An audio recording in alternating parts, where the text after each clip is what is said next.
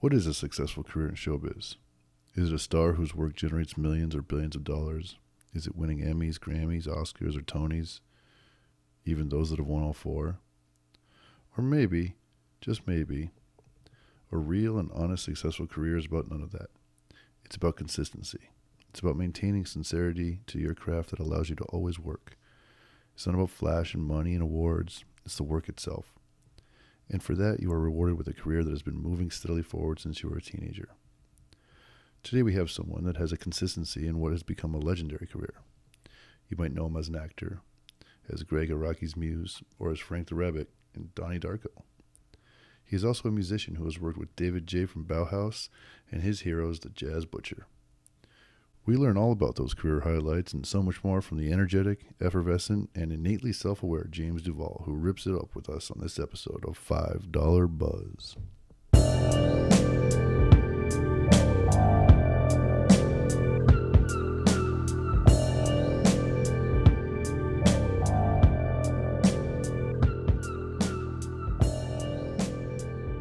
Well, hello, ladies and gentlemen, and welcome to yet another edition of $5 Buzz.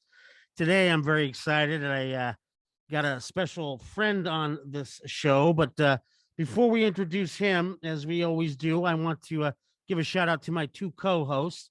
First, we've got Mr. George Cursar out there in Connecticut. How you doing, sir? I'm doing good, man. We got a lot of great content coming up. I'm excited about this show and hearing from Jimmy, learning a little more about the film that we talked about on the last episode, and I'm stoked, man. And of course, in Los Angeles, I have my brother from another mother, Mr. Peter Liska. What say you, my friend? Great, man. I am busier than a one-legged man in an ass-kicking competition, as our great friend Eric Lewandowski likes to say. George pointed out. So I logged on here 6:59. It's 7:03, and we're taking off, and I'm excited because I've heard a lot about you, James, and we're looking forward to meeting you, man. Oh, I'm excited. Thanks for having me, gentlemen. Really, Peter, George, Roger. So, I've known this gentleman for a few years now, and we've got to work together with a bunch of friends and so forth, and we've got to collaborate on a couple of projects. But even before I met him, I certainly knew who he was. And today on this particular program, we have Mr. James Duval, who has been a legendary character actor at this point. I mean, it's legendary status now, James. Well, honestly, I'm humbled. I was actually just having the conversation at the post office. One of the people that I've known for years over there since the '90s, actually. And she's like, "How you doing?" I'm like, "I'm still making movies once in a while." I mean, after 30 years, what more could I ask for? I'm really lucky. I'm really lucky. In years, man. And when you were just a whippersnapper, and of course, I mean, just for the audience who may not know, you started off working with a gentleman who you've been working with for, over your whole career, Mr. Gregg Araki, in movies like Totally Fucked Up, The Doom Generation, and of course, Nowhere, and even as recent as the TV series, which is now Apocalypse, right? That's correct. Yeah, I just spoke to Gregg today, actually. Yeah, did you really? Yeah, I guess it's the 25th anniversary of Nowhere, so they were doing a bunch of interviews for it. Wait, it's how long? 25 years. Yeah, I know. And that's the later movie. That's the third one. Yeah, that's crazy. And for those that were growing up, kids there, he was in Independence Day playing one of the children of Randy Quaid played your father, correct? Correct. Crazy old Randy Quaid, and who went and helped save the us from the aliens. And he was in the movie Go, and he was in the movie Gone in 60 Seconds. But I think the movie that people always sort of pigeonhole you for, as far as that cult classic, and the one that you get, is it true that you probably get more, I don't know, fan mail or whatever based on Frank in it's pretty popular. It reminds me of when I went to go to Creation Records and meet Alan McGee, and he gave me all this stuff and took me down and took me to tea and took me down to the bottom of the basement, and he said, we do distribution out of here. So everything on this half of the warehouse is Creation Records, and everything on this half of the warehouse is Oasis. And so it's kind of, I felt like I was everything on the other side of the warehouse. Not on the Oasis side, but I'm in the warehouse, and I guess that's what counts, right? I'm getting out there slowly but surely. And I think, you know, over the years, like I couldn't ask for more to just still be here. Just real quick, you know, I saw the very first screening Donnie Darko had in public. And that was Donnie Darko is my Oasis. That's the other half. Yeah. But I saw it in Donnie Darko in Sundance at its premiere at the library. It was at the library. That was at the library. In fact, I had just driven 10 hours to get to that screening, and because I didn't have my tickets because everybody was inside, they wouldn't let me in. Oh, and really? They told me, I'm like, but I'm in the movie. That I would have just snuck into the booth with me. Yeah, they go, well, they said, you don't have a ticket, so I know you're in the movie. We're sorry we can't let you in, but what we can do is as soon as the movie's over, you come back and you tell us and we'll let you in for the Q&A. I'm like, how am I supposed to know when the movie's over? So I kind of timed it out, and I remembered. Yeah, so you were at the screening that I came in late to, and Roger Ebert was in that screening. Yeah, and I watched it from the projection booth. The projectionist, God damn it, I forget his Keith Madden, who was the Smithsonian Institute projectionist, and I was working at Sundance at the time, and so he threw the headphones on me, and I didn't think much. You know, I wasn't Donnie Darko hadn't played yet, so nobody knew what. So I just going to see a fucking movie, and sat down, and you know, I ended up watching this extraordinary movie, and what's funny is every time I've seen it since, it's not that movie. In other words, I saw a version of the movie. That version of the movie is only the Sundance cut. There is no. That's nobody ever gets. That's my. When people ask what my favorite cut is, you saw my favorite cut. I'm very lucky to have been one of those chosen few. The soundtrack, of course, was completely different at the time, and he had to. Roger, you know what? I saw Donnie Darko one time, and the thing that I always remembered, and I'll never forget it, was the scene with the Tears for Fears song. With the cinematography is amazing. It really is a beautiful, and that song just goes so good with that scene. And I watched it today, and it's still incredible. And the scene where the dude is taking a bump of coke in the locker, and just the way all the characters are moving. And Alex Greenwald from Phantom Planet, that's him and Seth Rogen. Wow, that's Seth Rogen. Okay, because his head, you saw the back of his head. I didn't really get a good lens on him, but just when it can't get any cooler, I completely forgot that Swayze was in the film. They go outside and Patrick Swayze's out there. Did you get any interactions with him on set? Was anything? I did. I actually got to know Patrick really well. God rest his soul. Believe it or not, he was pretty sick then too, wasn't he? Not yet. It was a couple years after that. Okay. He had just done my friend's movie, the Bowie Brothers, but I believe Tony Bowie directed Green Dragon, and it was about the Vietnamese relocation from the end of the war to Camp Pendleton. Didn't Forrest Whitaker have something to do with it? Pardon?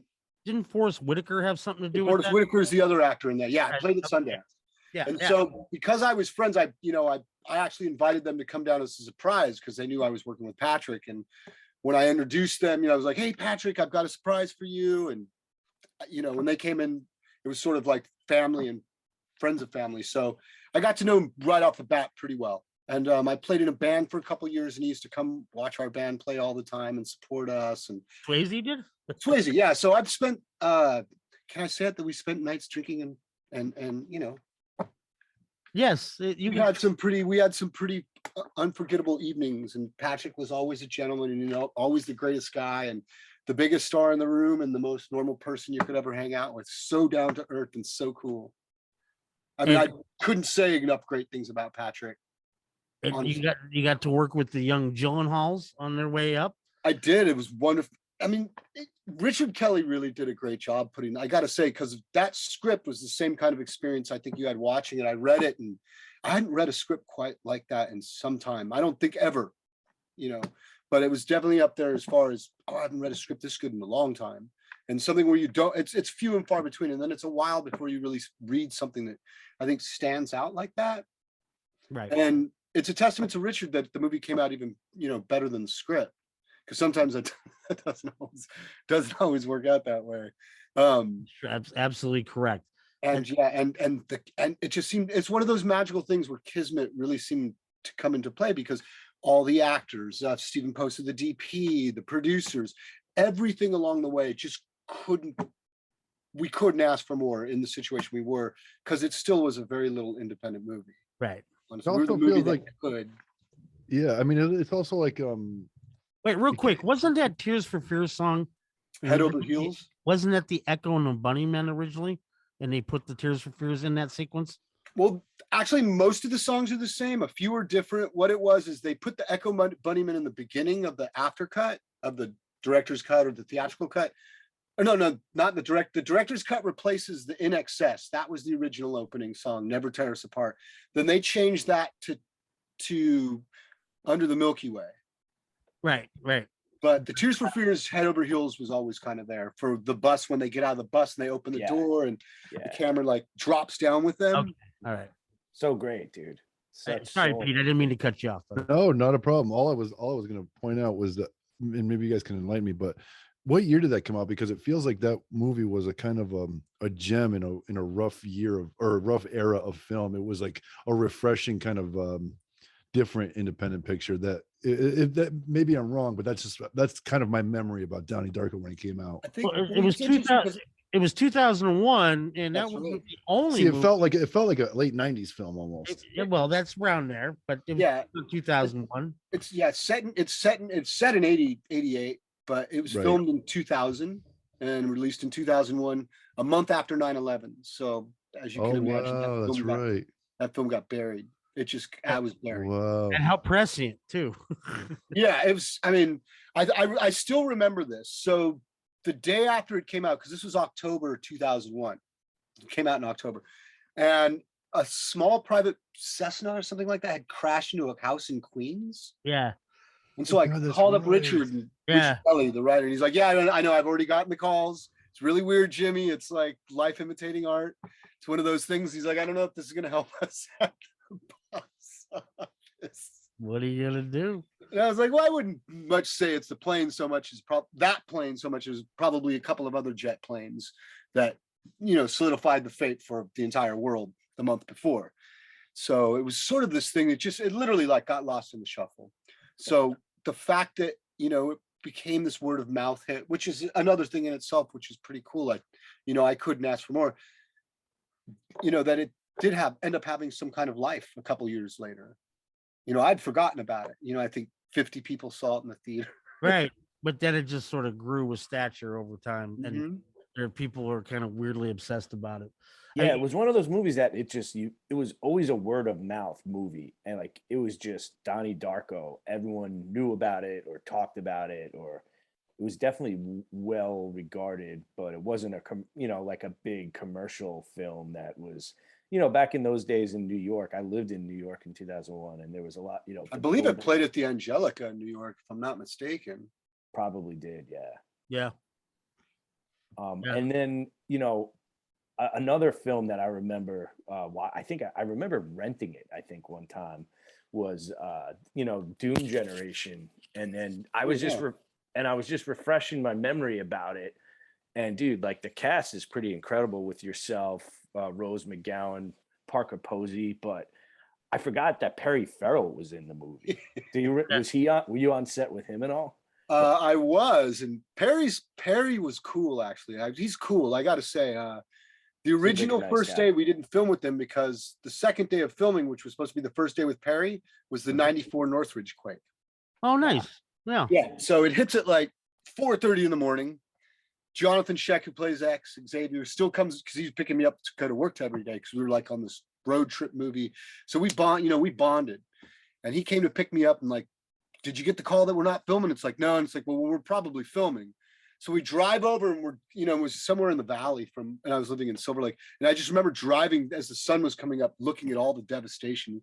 Pieces of the freeway had fallen in a few parts of the city. And we made it all the way to the liquor store or the Quickie Mart we're filming with, and nobody was there. So Jonathan and I kind of, again, who plays Xavier in Doom Generation, kind of feel like we're living Doom Generation. So he drives me back. We get back to my place, I think about 8 a.m. and get a call. And literally right as we're getting back to my place. And at the time we had pagers. So we had to stop and give the call. It's like, okay, well, we're not at that location. We're not filming there, but we are filming. The Jennies are powered up. It's a go. We can't afford to take a day off. And so we filmed through that entire aftershock, through the devastation of all that, which added this sort of strange, I think, atmosphere, not only to the set, but for all of the actors involved. You did feel like you were in this apocalyptic Doubt about it. enough. Yeah. Especially with no cell phones in those days too. No, there was no. We had pagers. And at the time, I was right? Yeah. The reason why we had pagers is so they could find it, because we would disappear. I do remember that. I mean, you have 20-year-old actors. It's hard to keep. It's hard to keep. Yeah, I got to say, I'm lucky to be doing this 30 years later. So I'm like, no. I mean, you won't have to look for me. I'm on set all the time. I'm right here. I'm professional. I'm responsible now. Yes, I brush my teeth. I wake up in the morning. Yeah, I show up when I'm supposed to, and I know my lines. Yeah, that year too. I keep forgetting, man. You were in 2 Sundance films the year of Donnie Darko. You were in the Doe Boy too, weren't you? I'm still very proud of that movie. Yeah, that's a good film. That's a solid movie, a Native American film, and you it says here you won a Best Actor at the American Indian Film Festival. Yeah. So how do you? I mean, Jimmy, are you part Native American? Yeah, on my father's side. I don't think we ever talked about that. Yeah, I mean, we're what you would call urban Indians. So we grew up kind of detached from the family and in the city. And I, didn't. Oh, you're like The Exiles. You ever seen that great movie from the 60s about the Native Americans living downtown Los Angeles? It's very much like that. It's a term coined by Vandelloria, this incredible Native writer, but it's called urban Indians. And it's like people who integrated. We integrated into society. Right. And it's not that people on the res didn't integrate, but they just try to carry on the traditions and speak the language and carry on the culture while we've just been homogenized and blended in. So it wasn't until I did the Doe Boy that I kind of came in touch with my native roots a bit. And, we would film for 6 days and then we would sweat on the 7th, do a sweat lodge. And we did that for the entire duration of the film. One of the guys in the movie was our medicine man, who's also in the film. I believe all the actors and 98% of the crew were 98% of the actors and 98% of the crew were native as well. So, I remember we had Sundance had an extraordinarily strong Native American program at that time. They did. Robert Redford's that was his pet project. As far as that was his thing that he was in.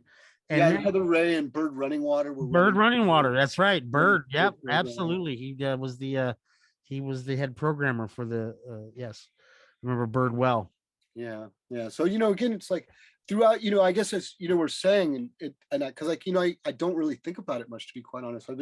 I feel very fortunate to be talking with you gentlemen here today, promoting a movie like I Challenger and still being able to perform and do movies like I Challenger after all these years. And I've been very lucky to work in a lot of different genres of film and different types of actors. Sometimes the films work, sometimes the performances work, and sometimes they don't. And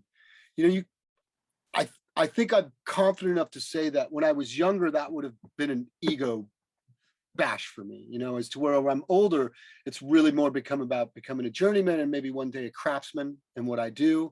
And the way that you do that is you just keep doing it and you keep putting yourself out there and you challenge yourself. So, whether it's a comedy, drama, sci-fi, rom-coms, kind of try to do it. I mean, music, I did that musical with Dan Mervish and Anthony Rapp, one of the original actors from Rent, that open house music. House, yes, that won Best Director at my film festival. Oh, I didn't know about that. Yeah, when I ran the Silver Lake Film Festival, that's how I first got to know Dan. Yeah. That was an Dan started Slam Dance, for anybody who doesn't know. Is it? Yes, and we were scheduled to do a movie back in the 90s that fell apart, unfortunately. But it's kind of fun to do. It's not kind of fun. It's a lot of fun to experiment, and sometimes it works. And like we were saying, and as you know, as filmmakers and fans, sometimes it doesn't. But to have the opportunity to go out and try and do stuff like that and be a part of it, so where I can say, well, yeah, I've worked with people like Gregg Araki, and then I've done movies like Donnie Darko, and then to Independence Day, and full swing all the way back to I Challenger. Yeah. So talk about I Challenger, and I know that they had reached out to me. Paul did. I know that Karen knows you too, but just was getting my 2 cents. And how did you, when you read the script? I almost think, the movie was almost tailor made for you. Almost like it was written for you, the way you play the role. I haven't seen you so comfortable, just sitting in that. I don't know. It's you got to express quite a range in that motion picture. Something you don't always get to do, and particularly when you're not playing the main character, but you got, you go from this sort of angsty, angry, self-involved human being, and you sort of, in the moment of being alone in a claustrophobic environment, you sort of discover yourself. And you go through a range of transformative emotional waves there as the movie progresses towards the end, in particular that second half, when that movie really comes alive and kicks in, and you have to literally claw your way back to humanity, so to speak. Eat your heart out, Boba Fett. But I appreciate, thank you for the kind words. I appreciate that. I don't want to sound cliche-ish, but it's true, and you hear all the actors, the best actors, say it, but it really is. It's Paul and Kara's script. Yeah, it really, I can only do so much with the material I'm given, and I've learned to, when I first started working with Gregg in the early 90s, it was, you weren't allowed to ad lib or improv. So I had to learn, and I'd come from doing theater as well, where you rehearsed everything. So moving into film became this completely different thing after Gregg Araki, because I had the blueprint. All I had to do was memorize it. And then when you started getting thrust into situations where it's like, well, the rough scripts there, just say what you want and do what you want. All of a sudden, as a young actor who's so dependent on the material, it was like a deer in headlights. yeah. So I had to spend I still do now. I spent the next 30 years of my career learning to improv and ad lib, to write and sort of do these things. And the only way you're really going to advance, at least for me, and this is for any profession really, is you got to challenge yourself. Do things that you're not comfortable, that you don't feel like you're good at. Challenge yourself. Do things that you're afraid of. And once in a while you succeed, and you succeed, I think, brilliantly. So that's kind of like the philosophy behind it. So when something like I Challenger comes along, it's the culmination of all those sorts of things, where I got to say, at the end of the day, I didn't really change any of the script. There was no need to. It was all in the writing. Paul and Kara's writing's fantastic. And I got to say, I really identified with what they wrote. I know originally he had a different physical type in mind for the character. Yeah. But it was easy to make mine, because I think, Roger, you know me well over the years. So it is really kind of me, or could be me, and in a lot of ways is parts of me. So it was kind of, anything else, just not being ashamed of these sorts of things and letting them come out, and embracing them. Allowed your vulnerability that you are capable of tapping into without any kind of hesitation, which is, when people tell me that acting is easy, or they look at it and say, man, I can do that for a living, I go, no, you can't. You can't do that. Getting yourself exposed in front of a group of people who are all looking at you with judgmental eyes. Come on, we got to hurry up. I mean, acting is, especially on a movie set with hot lights, and it's fuck you. Did that get any easier? I mean, you've had a career now, you're saying 30 years. Does it get any easier from when you were a kid in your 20s to now showing up now? It's certainly, I'm a lot more comfortable. Yeah, I can say, like, I don't get intimidated anymore. For instance, when we were shooting I Challenger, we shot the entire movie in 12 days. So I was shooting 11. you didn't have time to worry. No. Yeah, that's so really, it really was. And one of the fun parts, so in that, I was able to go into really complete immersion. So since we were filming 6-day weeks for 12 days, I only had one day off, really. So it was kind of like doing theater. So I just have to be well prepared, well rehearsed, ready to go. and then we'll see what happens when we go show up to set and collaborate. And it just so turned out that the collaboration between Paul and I and our DP and the crew, I mean, I couldn't ask for a smoother collaboration. I mean, you really couldn't. And a lot of it has to do because they are Paul's team as well. But it's a testament, I think, to Paul's resume and career. You know, he's been a commercial video director for some of the best A-list bands and the musicians in the world. Right. For as long as I've been making movies. And it's that preparedness you're speaking of, you know, and people that are in the business for as long and our experience as Paul, you know, it's being prepared actually. You gotta be ready to go for an aggressive schedule like that. You gotta be prepared. He and that brings it to the table. So when you come to the table like that, when everybody's prepared, it's a joy. I remember daily going, wow, we just we just went through those pages. We're just moving through this 10, 11 pages, wham, wham, like a hot knife through butter. And it's like, it's those moments when you go, wow, I'm in that zone. You know, you feel it. You're like that athletic zone. As an actor, the same thing, get in that zone.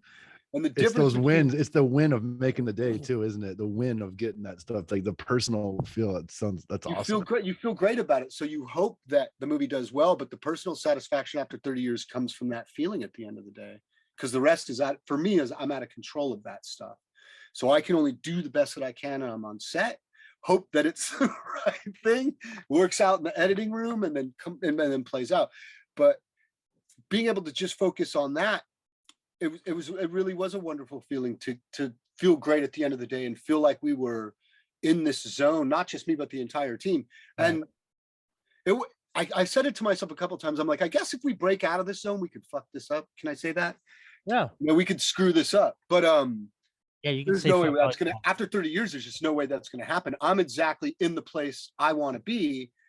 These are the moments, you know, and I hear a lot of actors, beginning actors anyway, say these things. Sometimes some of the ones that have been around for a while too, but you know, you spend so much time to get 1 day on set or 5 days on set and 5, 6 months, a year, 5 to do these things.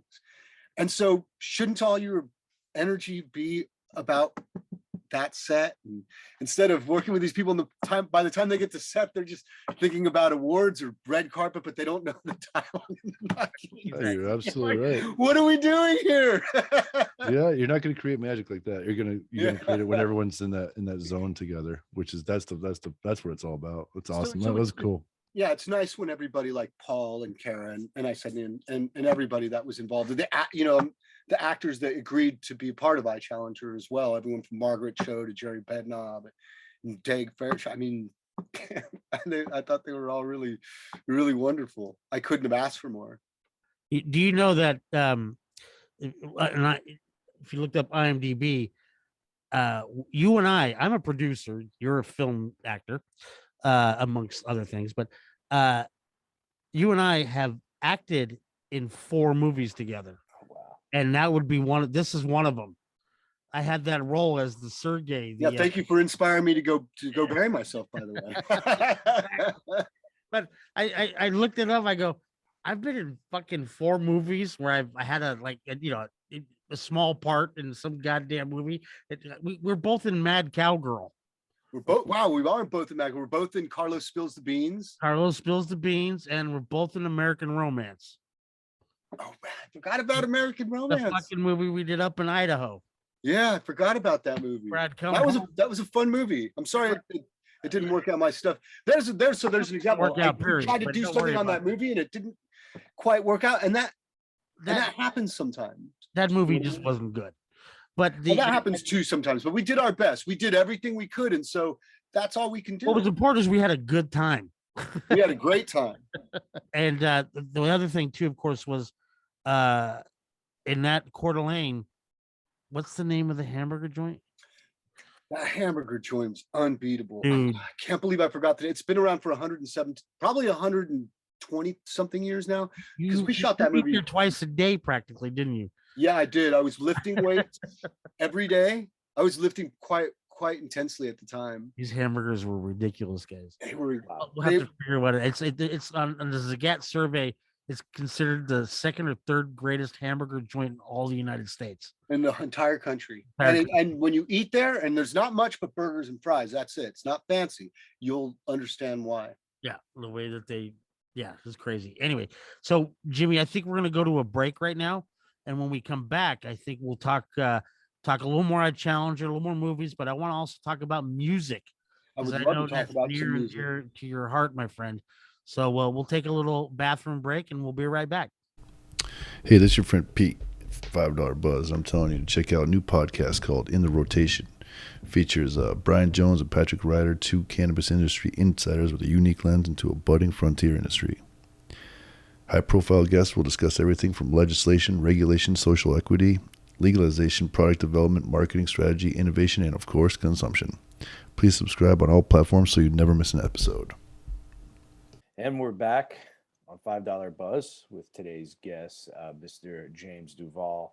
We really appreciate your time, James. I know we talked a lot about acting, but as Roger tells it, you are a musician as well. And I believe you grew up in Detroit, Michigan. Obviously, there's a lot of great music that comes from that part of the world.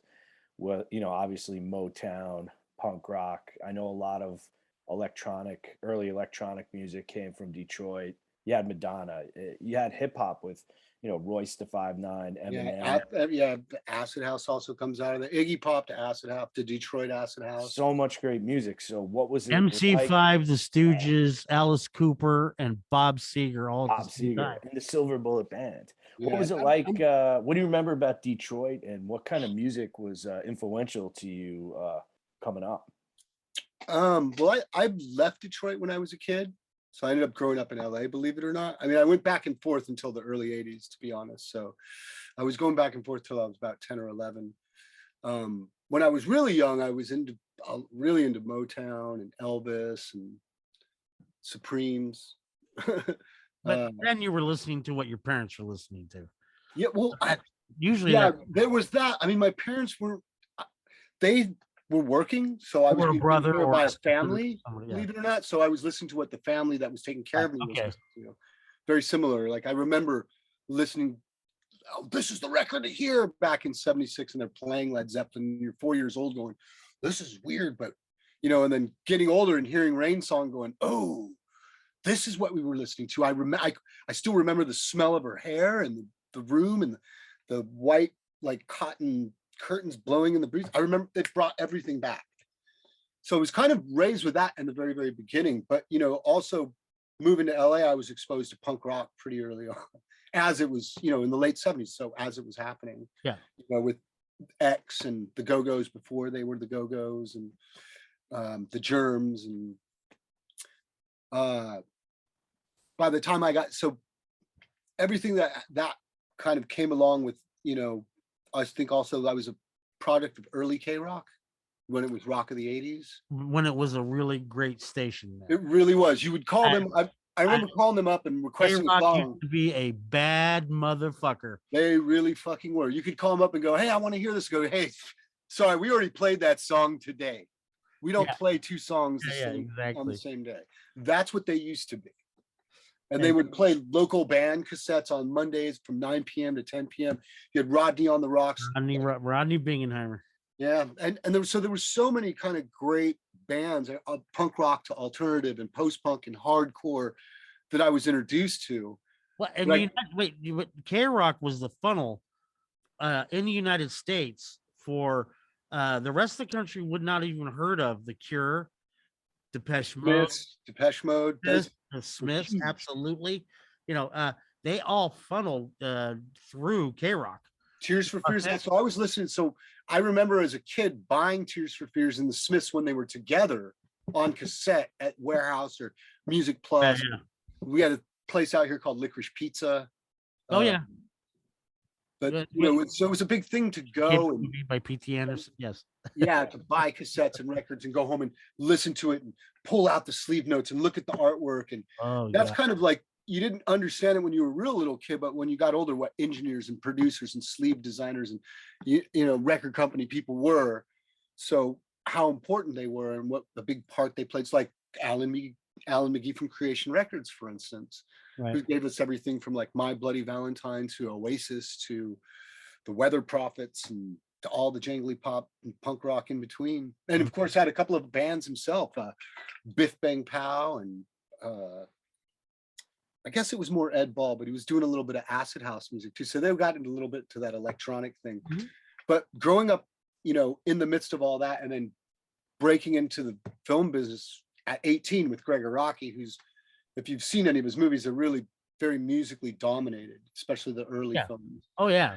And so that's the thing we had in common. So, you know, I kind of thrust myself into all that. And fortunately, from working in the film business, I got to meet childhood heroes like Love and Rockets. You know, when, you know, it's funny because they were Bauhaus first, but I didn't meet Peter Murphy till after I met Love and Rockets. But eventually met them. Well, Peter Murphy was not in Love and Rockets. No, it was Bauhaus, and then Bauhaus broke up, for the one people that don't know. And then they became Tones on Tails. Yeah, and well, Daniel Ash and Kevin started Tones on Tail with Glenn Campling on bass, and David J went to go over to play with another band who just opened for Bauhaus in '83 before they broke up, called the Jazz Butcher. Ah, and David, show us your shirt real quick there, James. Yeah, so David J started playing with the Jazz Butcher, believe it or not, as he had met them through his younger brother Kevin from Bauhaus, who recorded a little piece with them, and Eagle-Eye Pop Detective David J had spotted them playing a show, and though their music is quite different, and when they opened for Bauhaus, let's just say that the band were happy to walk away unscathed physically, but it really did sort of set the precedent for the future of this band. And you know, so to cut a long story short, you know, they cut two LPs with David J before he went back with Daniel Ash and Kevin Haskins to reform Bauhaus without Peter Murphy, which is Love and Rockets. I would never be afraid to be at a Bauhaus concert. I mean, I love Bauhaus to begin with, but they're too busy slicing their own wrists than slashing out at you. So, you know, they're hardly a crowd to be afraid of. Not quite the same as a Rage Against the Machine type of crowd. Oh no, yeah, I think how things have changed since the early 80s. Yeah. But you know, fucking Bauhaus, people never give that band enough credit. I mean, no, they're still great. I mean, Peter's still out there playing. I mean, all the guys are out there still playing. That band really started a fucking thing, and their music doesn't sound like anybody else. And anybody else that did, they sound like them. And it's. I mean, they were right there in that post-punk when Joy Division had their thing, Bauhaus had their thing, but everybody, you know, I mean, I love Joy Division. Everybody embraced Joy Division and New Order, of course. Yeah, but Bauhaus found a huge audience here again in Los Angeles. Well, and they're touring the world right now. They've been touring. Yeah. I mean, they blew up. Yeah. Yeah. I mean, I got lucky. So I became pretty good friends with them because I became friends with Love and Rockets first. So when Bauhaus got back together at the end of the '90s, I was playing soccer with them. With David J, Peter, or Daniel Ash? Peter and Kevin and Daniel. David wasn't playing soccer with us, but I got to know. I know David quite well. He's become quite a good friend of mine actually over the years. Yeah, didn't you did you work with him on that play he did? I did. He wrote an album called Silver for Gold, based off of Edie Sedgwick's life in the factory with Andy Warhol, and he wrote a play about it where he performed the album, and I was one of the actors in the play, and we'd performed it in I was an understudy in 2008. But the actor passed away, God rest his soul, and I ended up taking over, and we did the play again at the Red Cat. Was that at the Barnsdall Park? Pardon? Did that play at Barnsdall Park? No, it was playing at the Met Theater originally, and then when I did the show, it was at the Red Cat Theater downtown. So we did it at the Red Cat, which was quite fun. But you know, David's quite secretive about that stuff, so you can buy the album and hear it, but there's no images or video available of the play. You'd had to have watched it. Because so to give you an example, I sort of the narrator of the play. I narrate the play throughout. Norik, which is the wounded healer. So Norik is Chiron backwards. Chiron being the first centaur. So being a wounded healer, I appear on the play as I roll out on a wheelchair with the broken body of a man and the head of a horse. Kind of looks like the horse's head from Godfather, but no blood, and the eyes blink and they move around, and I've got a mic inside to speak through it. So I introduced the play from the underworld as Norik for him, as we kind of bring you into this multimedia thing with the actress who plays Edie Sedgwick telling about her time in the factory, and with, you know, the journey all the way to where she kills her, you know, she dies. Did she kill herself or did she OD on accident? But either way, she ended up dying. She OD'd. And so I helped bring her back to the underworld, and that's the end of the play. It's quite a magical journey, because truth being told, out of all those bands and everything we talked about, by the time we got to the early 90s, I was introduced to a band called the Jazz Butcher. These guys. I didn't know that they actually played with David and Kevin had played with them at first, although I was a huge fan of Love and Rockets and Bauhaus. So I became this really quite obsessive fan. If you read any of my early bios after Independence Day or whatnot in 94, 95, I still remember them saying, you know, you can find me on a park bench anytown, USA, or in your local record store searching for obscure JBC LPs. And I planted that in there, so if ever I met Jazz Butcher fan, you know, they would call me out, which actually happened a few times, to which I'm fans and friends with, friends to this day, but we're both huge Jazz Butcher fans. So I've connected with a lot of people over the years. After I did Independence Day, it was Roland Emmerich who, since we were going to London for the premiere. Oh, Independence Day, yeah. Yeah, he said, why don't you invite, because I was obsessive. So people were tired of hearing about the Jazz Butcher from me. I mean, I had to learn that if I love the band, I really need to shut my mouth sometimes, because people are I'm pushing people away from him. But so, you know, it was really sweet. Roland, you know, he just said, hey, we're going to London, you know, Jazz Butcher's English, right? Why don't you just invite him to the premiere? So I invited him to the premiere. Cut a long story short, he showed up. We hung out the entire week and became friends from that moment on. Then Roland and I went to go see, you know, they had broken up the year before. And I was, you know, when I met him, like, okay, I know you broke up, but just please don't stop doing music and blah, blah, blah. So before I left London at the end of the week, he's like, well, it turns out that Max and I, his old guitar player he stopped playing with in the 80s, we're going to play a show as the Jazz Butcher in Mallorca, Spain. So 3 weeks later, I flew over and saw them play the show at Spain, which was my first time getting to see them. Got insanely drunk with them till 4 a.m, where I could barely stand, barely walk, barely hold their guitars as they bravely let me attempt to pick it up and play. Exactly. Again, solidifying this really kind of great friendship that over the, you know, that was 96. So over the years, they ended up getting back together. Believe it or not, I was working on editing sound files earlier because Pat Fish, who just recently passed away, God rest his soul, devastated us all. So I went back and realized that I had tons of old demo tapes and material that him and the band sent me back in the 90s. So I digitized all of it. The Jazz Butcher is one of those bands that's and it was like one of those bands that circled around, you know, the universe that I was trucked in. You know, I one of the songs I remember most fondly is "The Devil Is My Friend." Cokes, and then he went too far. I have the demo of that. But they were kind of like a how would I put that? They had sort of this, like the Residents, you know, and that they had a following by and those who followed them were like slavishly following them, like, right? You know, like myself, yeah, exactly, unabashedly, unashamedly so. Right. Like nobody heard of them, but then when you did, you fell. You know, it's one of those things. You once you listened to them, you became a fan. Yeah, if you hear anything like "Devil Is My Friend" or "Drink" or "Party Time," how could you not love the guys? It's. Do you remember the Residents? Oh, I do. Yeah. That's one of the most. Probably about 65 albums that they've released. 70. Yeah, well, that's one of the things that attract me to certain musicians is when they're good and they're prolific. I mean, it's great when you love someone who's got one album, but you know, one album only take you so far. Well, it worked for the Sex Pistols. Yeah, I guess. I mean, okay, so for instance, I'm going to be working on a video or two. Paul's going to be directing it for the new Jazz Butcher album coming out next month. So he has one album left coming out posthumously. And I got to say, not only is it a joy that as a fan that it's coming out, and more than a joy to be working on it, but I thought the last album was the penultimate, and this album, The Highest in the Land by the Jazz Butcher, this is a penultimate album. This is his Bob Dylan's Rough and Rowdy Ways. This is his sort of like a swan song that's certainly, I mean, that's a powerful album, something to contend with. What you're saying is good. It's 11 out of 10 easily. We'll have to check that out. Yeah, it'll be out next month.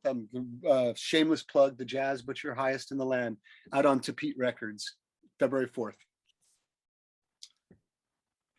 Pete, what do you got, Pete?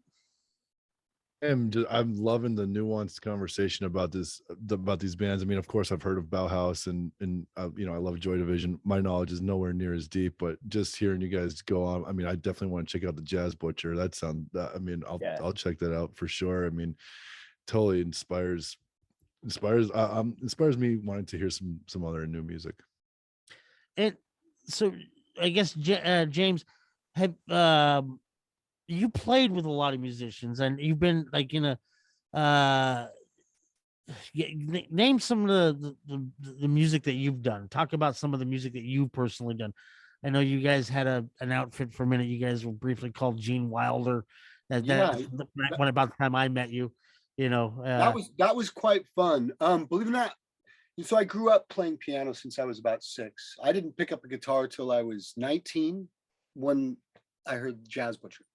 Although I was a huge fan of all the bands we were talking about earlier. The Smiths are one of my favorite bands. But I didn't pick up a guitar or was inspired to play till I heard the Jazz Butcher. And I started playing when I was 19. And it wasn't, you know, I'm self-taught. So it wasn't till I think my early 30s. So I've been playing for about 12, 13 years at this point. I went to go buy weed from a friend of mine, and he was at this recording studio. And he's like, well, I'm actually out, but my friend here who's in this recording studio has some, so why don't you come down? And when I went down to get my flower, turned out he goes, oh, I need this guitar. And it was this hip hop kind of stuff. And I'm into like surf, you know, punk rock, Jazz Butcher, rockabilly, you know. Yeah. He was sort of like, you know, you play guitar. Hey, do you think you kind of throw down that kind of reggae surf guitar thing? So I went in the booth and in 15 minutes wrote the guitar for it and kind of amazed myself about it and had a really good time doing it. And from then on, I ended up joining his band. And that band was Antonius Maximus and the Nut House Band. And we recorded our first album out of the Black Eyed Peas studio in Glendale for free because Motivate heard it and loved the stuff we were doing and sort of took us under his wing, their old DJ. And then Apple D App and Dante Santiago, their backup singer, did some songs with us as well. They jumped on board, and Kid from Kid and Play came and did 4 or 5 songs with us. So it was quite a joy to be part of something like that, you know. And at the same time, it's not that I was taking a break from acting, but I wasn't pursuing it. I was kind of burnt out from the ego and the money and the popularity. I just needed a break from it. It was the early 2000s. At this point, I'd been doing it for over a decade, and it's kind of like banging your head against the wall. It's like something Max Sider from the Jazz Butcher told me, which is very true. After a while, you figure out it starts to hurt. You stop banging your head against the wall, because that's what it's like sometimes. You're just like, and so sit back and just play some music without any responsibilities. So anytime I got asked anything, it's like, I don't know, I'm just a guitar player. You gotta talk to this over there. And so it was a joy to record the album, play out live, have a residency for a couple of years at BB King's, at Universal Walk before it was gone, the House of Blues on Sunset before it was gone, at the old Derby before it was gone. And so it was a lot of fun to do that and play around town. And then, of course, by the time real money started coming in, the band started to fight. So I was out. I mean, that's why I kind of took a break from acting, right? I didn't want to be you butting heads and fun. egos and money. Yeah, that was my handshake. I'm in this until it's fun, and when it's not fun anymore, I'm out of the band. And so all I want is copyright for the music I wrote, and I'm out. No harm, no foul, no contracts, no worries.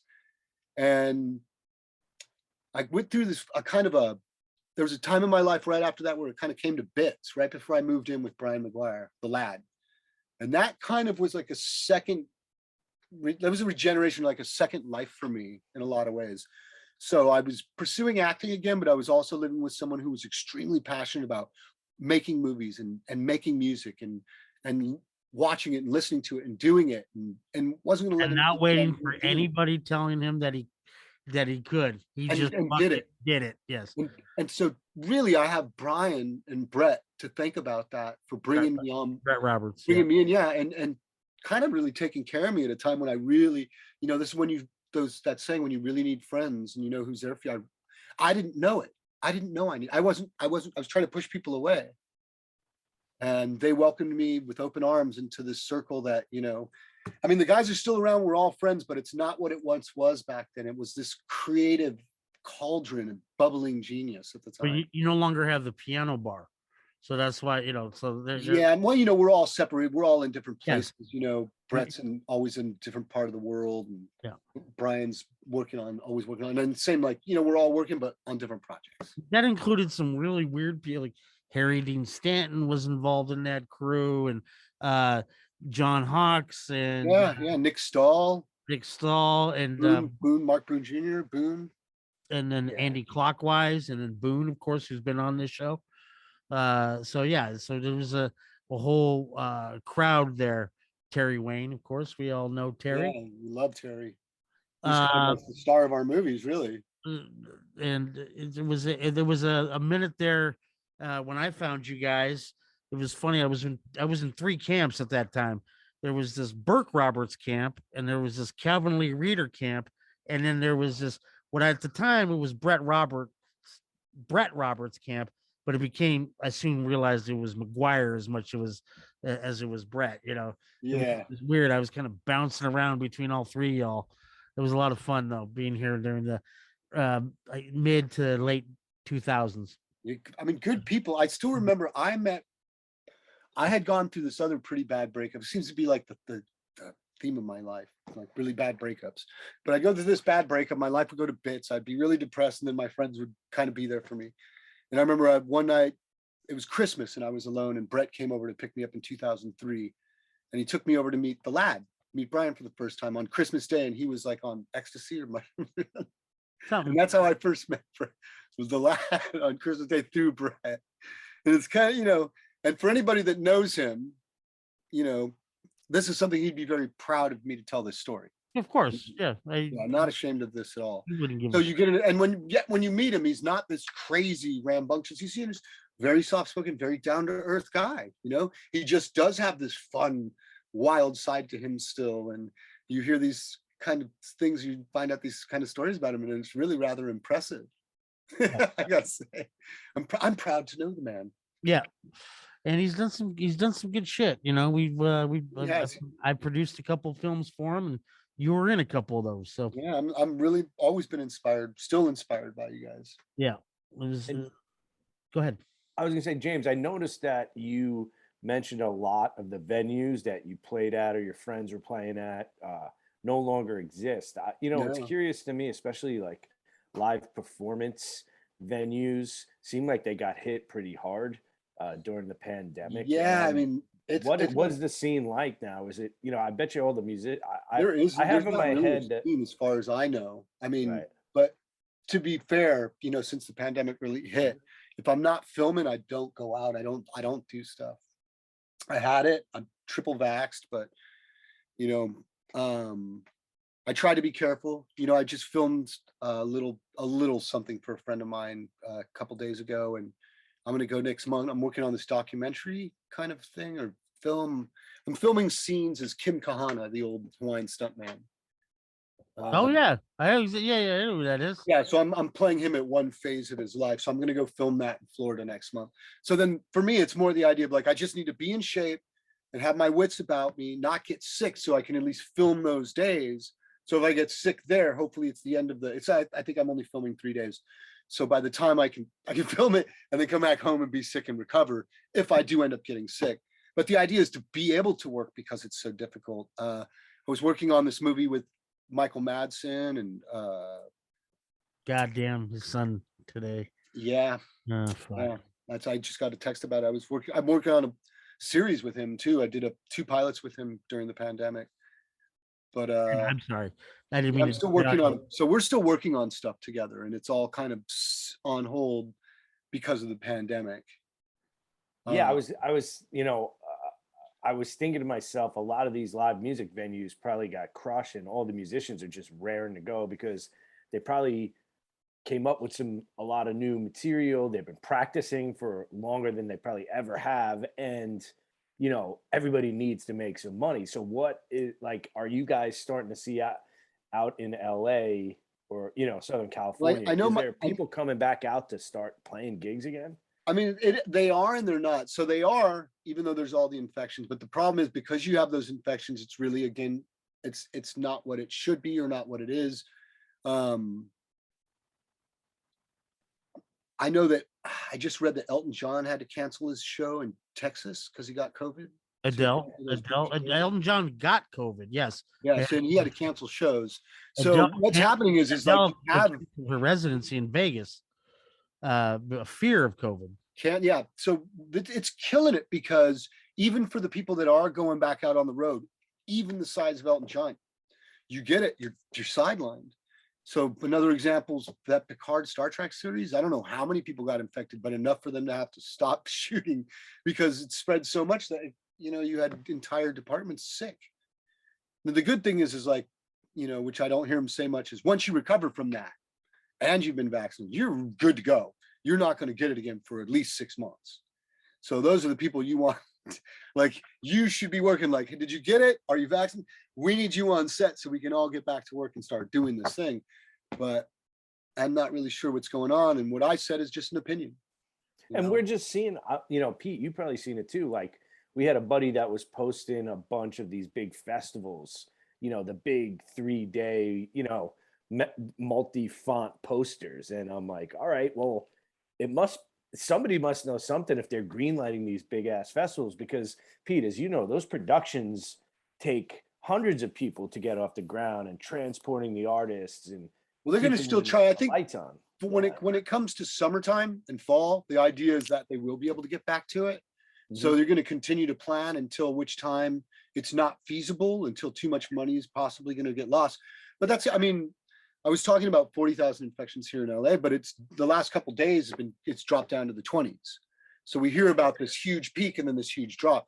So as long as it continues to drop, we can be confident that, you know, we can kind of get back to it very, very soon, you know, regardless of someone's vaccination status. And when the way this disease is moving around, we're going to reach herd immunity through natural, because whether it's vaccination immunity or disease immunity, you're going to have it either way. So we're eventually going to reach it pretty soon, because that thing is burning through us.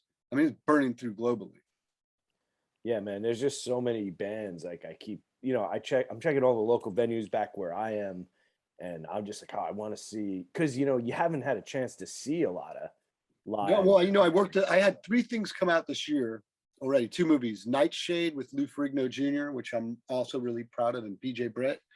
It's sort of this thriller, Eye Challenger, which came out a week after, on January 11th. And just last week, I worked on this album short movie with a band called Boy Harsher. And their new album just came out called The Runner. Very, very cool, very trippy little movie that accompanies the sound like that. The album's a soundtrack to that movie, but it's very cool. Came up with the concept during the pandemic, and we had a premiere for it, or they had a premiere for it in LA a couple of weeks ago, and they couldn't come down for it. They're supposed to be here next month to play. Let's see. I think they're still coming through in February. We'll see. I don't think. Yeah, I mean, every time I hear somebody has a screening to go to, nobody goes. it's a tough thing to ask people. They still have it, but you know, it's like 3 people show up. Yeah, and well, you know, for them, they'd have to fly from, you know, Massachusetts to come here for the screening. So they'll just be here for, you know, it's out on Shudder now. It's called The Runner by Boy Harsher, but they're going to be touring here next month. And as far as I know, they haven't canceled. So I'm looking forward to seeing them, not just the show, but in person, because I've been fortunately, as one of the joys is when you become a fan of someone who does music and they're a fan of the stuff you do as movies, or vice versa, back and forth. It's something special to get to know each other, because you both love each other's work. What's cool about that, though, and it goes to what is that it seems to me like, you know, a lot of, especially LA guys, I mean, I'm from the East Coast, so I love hearing these old Los Angeles stories about, you know, little subsets of folks that all kind of creatively expand and grow together. And that seems to be exactly what inspired even like by K-Rock, as you were mentioning. All that music came through them. So if you latched onto that kind of underground way of living out here, it becomes easy for you to roll like that. It's just, I find that aspect of your whole story really awesome, man. I really love it. Oh, wow. Well, I really appreciate that, Peter. I mean, some of it comes from growing up here, not being a part of the mainstream, you know, I mean, not physically, at least anyways, growing up in a beach town, and not musically, not in a lot of ways. I mean, my taste was always just a little different, you know. So it's the idea of when you come out from the suburbs, or you come out from another state or another part of the country to a place like LA, where being different sort of normal, you know, and lends itself to that. Then there's a comfort in it to where I know, and I still hear these conversations. Well, this is the best-selling album, and they made more money. And it's like, well, who cares? I mean, I know that's why you listen to stuff, watch stuff. I mean, that's cool, but that's why I won't watch something or won't listen to it, you know. And in my experience, it's like I've become very comfortable in picking up music or film of things that are in the nooks and the crannies and in the shadows. And I mean, I love all sorts of, just like music, of all genres of film too. So I'm not saying I don't love big movies, I do. But, you know, for instance, Leo Carax, his early films, like Mauvais Song, it's like another film in the Mauvais Song and The Lovers on the Pont Neuf. Yeah, and that's, to me, that's like in my top 10. Yeah, easily. It's such an incredible movie. The shots are incredible.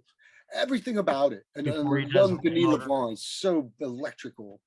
But these movies that I love Holy Motors though too. So come on now. Yeah. No, I mean, of course, I actually thought Holy Motors was brilliant when I saw it. That came out of nowhere.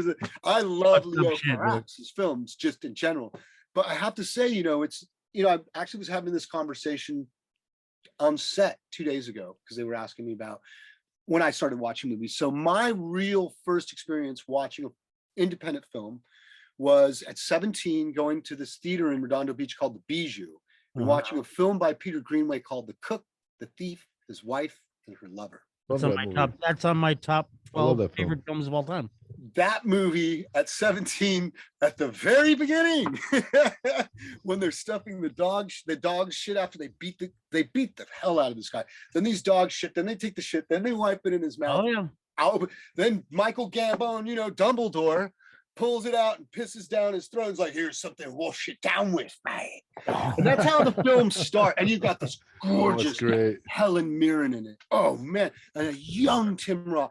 I mean, and a score by Michael Nyman, not to be. It's just hypnotic. I still haven't done that little angelic androgynous singing. I still don't know if it's a boy or girl. The movie was just so different. It's a masterpiece. It's a masterpiece, and that is when my eyes opened. And my top 12 favorite films of all time. It's a masterpiece. And I was like, I want to do independent. I want to work on it. I want to do independent film. I want to do film. I want to. Yeah. It was like, I'm not gonna lie. Star Wars, it made me want to be an actor. So you saw that. Saw that. That came out in '89.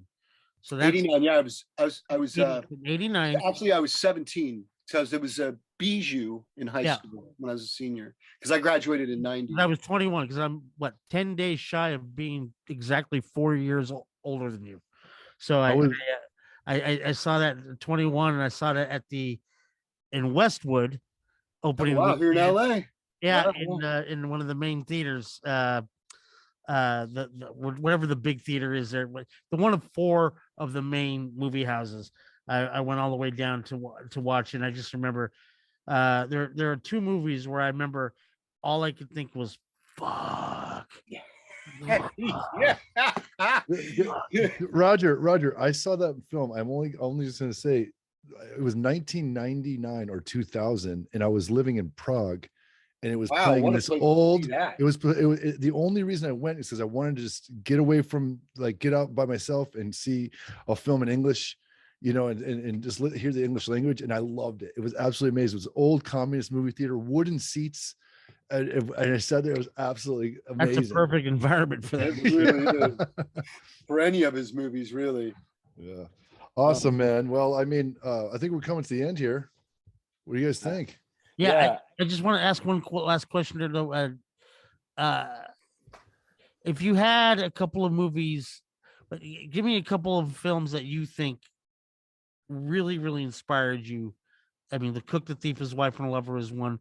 Give us 2 or 3 more that hit a nerve. You don't have to go into too much detail, just a quick skip of the ones that beat your chest. Believe it or not, I have this written down because I think about these movies quite often and I talk about them over and over. And Starman by John Carpenter is one of them. Good film. My God, that movie's so underrated. I think Yeah. it's something so different for him. Yeah. That film is magical. Starman, if you haven't seen it, if you guys don't know it, if you haven't seen it in a long time, go back and watch it. It'll tug at the heartstrings like no other. Mikey and Nikki. Oh God, Elaine fuck, May. Elaine May, dude. God Brian damn. turned me onto that, and a lot John of Cassavetes, Peter Falk, baby. yeah. So that's another one. Mauvais Sang, Diva. That Oh, French yeah. film, Diva. Jean-Jacques Benet. Yeah, these films inspire me, because I do identify with some of the characters in these movies, and like the kid that was the postman in Diva who loves the opera singer's music and just wants to. They're so wacky, but like I was saying, I'm not the mainstream guy, So I, like we were saying, we all of us here, I think we all have that in common. Where we identify with that something that's different, that's unique, but just as in some ways more powerful because it is so unique. And I think, gosh, some of the other movies I have here, I really loved Hanover Street. That's one of my favorite Harrison Ford films with him and Christopher Plummer. I know the movie you're talking about. Not one of my favorite movies. This is where we differ. Yeah, it's for me. It's more of a. It's kind of a.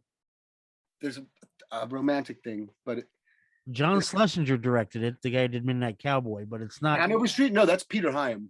No, Yanks is the one I was thinking of. Yanks came out right around the same time as Hanover Street, and Peter Hyams did there are two movies that are about that time of the war, and they're both romantic war movies around the same time. I actually don't know the other film. I get them fucking confused all the time. But like Hanover Street, I thought Hanover Street's really it's tricky, but the performances between Christopher Plummer and Harrison Ford and Leslie Ann Down that's the one. Okay. It really, really made it for me. But I also have more recent movies. I have The Lobster on here because I loved The Lobster. I was just talking about Yorgos today, talking about Dogtooth and the killing of a sacred deer. He's another. He's continuing the exact tradition of, I think, the things that we're all talking about. He's the modern Duvall. Yeah, and so it's still these films, of course, Blade Runner, Mr. Lonely. It's my favorite Harmony Korine film. That's a solid Harmony. That's a deep pick. Yeah, that's probably my favorite hoops because I think it's a deep film. I'm a Gummo Julian Donkey Boy, but I love Mr. Lonely too. But I love Gummo. Yeah. And then when it comes to like the old Chinese movies, I love In the Mood for Love and 2046. Oh yeah, that's that's you can't get Wong Wai-Kar. You can't. Yeah, yeah, and then to go from something beautiful like that to maybe something like the original Old Boy, Korean Old Boy. Oh yeah, Chan-wook Park. Yeah. So these are the films on my list. Just stuff I love over. And if I was to go really, really early, so if I was to go to silent films like City of Lights, to me, by Charlie Chaplin, is one of the greatest films ever made. Oh yeah. City Lights, The General by Buster Keaton. Things that you're watching it and it's funny and it's different and it's a silent, but the movie ends and it's like fucking J.D. Salinger book. It just punches you right in the gut where you're like, oh, is that what this is what? Wow, he just summed this whole story up in one sentence. I'm floored right now. I can't believe it. You need to come over and watch the movies with me, Jimmy. Anyway, boys, I think we need to wrap this up. And last thoughts, gentlemen. Yeah, Jimmy, I appreciate you coming on. You definitely given me a bunch of new bands that I'm going to be looking into. And one thing to keep in mind is that our other partner, Nate, he does a soundtrack or a playlist for every episode we do. So he's going to have a lot of good material, and we'll share that with you. And hopefully you enjoy it. So appreciate your time, man. It's going to be cool. And thank you. Come back another time. Me. And I know I talk a lot. I appreciate you guys letting me talk. Absolute pleasure, man. This is exactly what we're after. We love hearing about people, in the craft as you are. And it was an absolute pleasure. Thank you very much. Oh, gentlemen, thank you. Yeah. All right, Raji. So I want to thank everybody for listening today on this episode of $5 Buzz with our man James Duval. I've got my cat here with me, and this is Mabel. She's new. Mabel. Hi, Mabel. Mabel. Beautiful little girl. Just saying hello, and please hit like or subscribe and on our YouTube channel or on our Spotify or iTunes for the audio only version.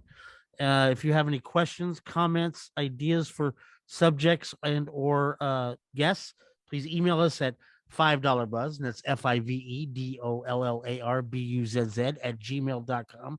And we will try to get back to you as soon as we get done zoning out on listening to some music that these boys have never heard before, because the devil is my friend. All right, ladies and gentlemen, peace.